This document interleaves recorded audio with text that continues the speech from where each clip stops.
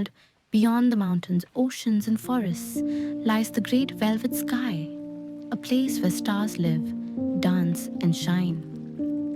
Every evening, as the sun tucks itself behind the horizon, the sky wakes up. One by one, tiny stars begin to twinkle like whispers of light telling the earth it's time to rest. Among all the stars in the sky, there was one little star named Lumo. Lumo was smaller than most stars, and his glow was soft, like the flicker of a candle on a quiet night.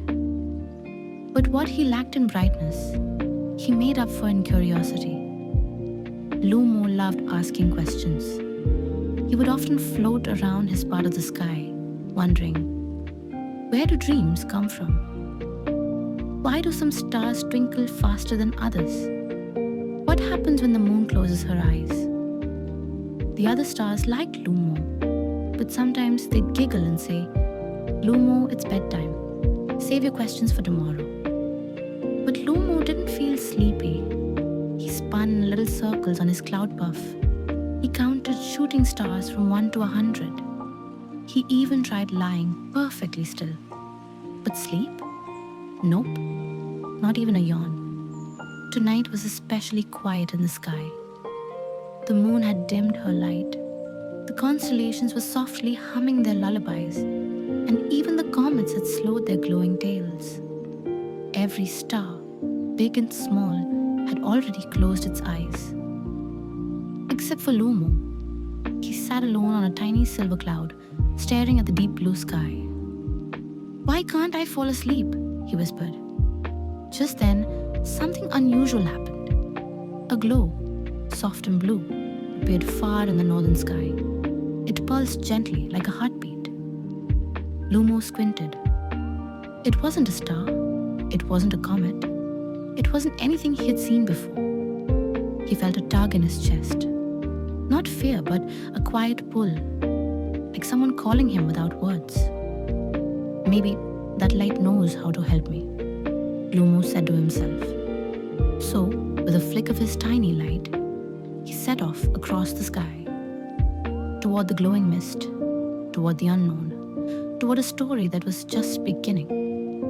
Lumo drifted gently across the night sky, his soft glow bouncing off drifting clouds and sparkling stardust trails. The farther he went from his part of the sky, the quieter it became. The stars here were older, slower, and deeper in sleep. It felt as if time itself was yawning. Suddenly, whoo, a sound echoed from below. Lumo paused, hovering just above a sleepy-looking planet wrapped in rings of mist. Hoo-hoo. There it was again. He looked down and saw a tall silver tree growing from a floating rock. And on one of its high branches sat an owl. But not just any owl. This one shimmered. Her feathers sparkled like the sky itself, and her eyes were as deep as galaxies. Lumo floated closer, shyly. Excuse me, he said in his tiny voice. Are you awake? The owl blinked slowly and smiled. I'm always partly awake, little star, she replied. My name is Solara. I watch the space between dreams. Lumo's light flickered with wonder. I can't sleep, he admitted. I've tried counting comets, spinning on clouds, even lying perfectly still. But my eyes won't close. My light won't dim. Solara tilted her head. Some stars are born with restless light, she said kindly. They are meant to wander until they find the story their heart needs. Lumo's glow grew warmer. Do you mean there's a story just for me? The owl nodded. Yes, but to find it, you must go beyond the whispering winds, past the dream comets, until you reach the mist of meaning. Lumo blinked.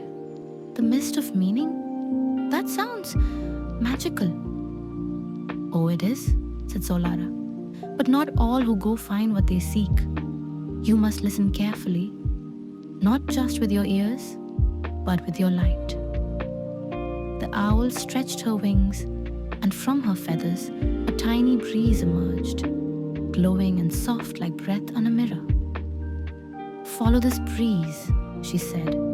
It will guide you part of the way.